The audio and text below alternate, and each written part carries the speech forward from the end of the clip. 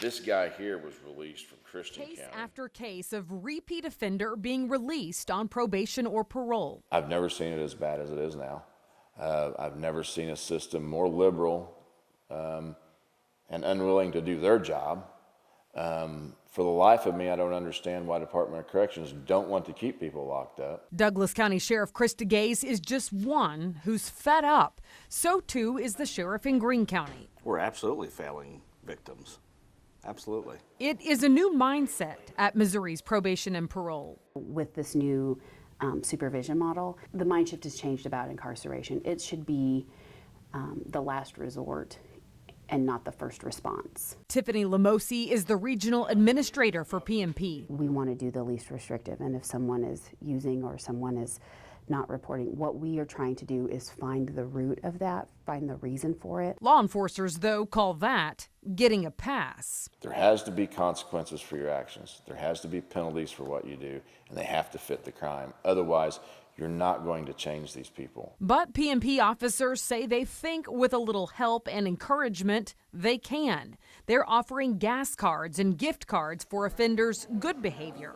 And if they mess up badly enough, then sanctions. Curfews imposed, electronic monitoring. It could be just a violation report that goes to the court. Lamosi says the shift came due to Missouri having the 8th highest incarceration rate. What we hope to achieve in this is that people are successful. But in some cases, that might come too late, like when Shannon Schaefer Jr. repeatedly violated his parole, wasn't locked up again because what's considered multiple nonviolent offenses, and is now accused of killing MSU security guard Matthew Brown.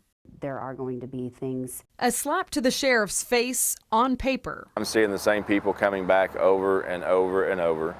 Probation and parole, they're not testing, they're not holding. A repeat offender admitting that he only reports to his probation officer once a month so he can do what it takes to get a clean, not so random drug test. Run into them every day that said, I know when I have to go see my probation officer once a month, all I have to do is clean up for a couple of weeks, and then I can use drugs as soon as I provide my test. Douglas County Sheriff Chris DeGaze says convicts and parolees well know prisons are jammed, money is tight, and they probably won't go back for long. The judges aren't going to give maximum sentences and throw away the key. They can't do that in every case. Is it somewhat of a revolving door? Yeah. It is, by necessity. Longtime defense attorney Dee Wampler says even treatment programs are overwhelmed.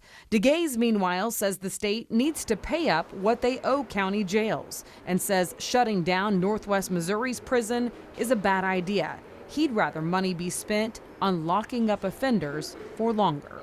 That go to prison, they do a 18-month long-term rehab, and they'll come out and the first thing they do is get high. They have to want that change.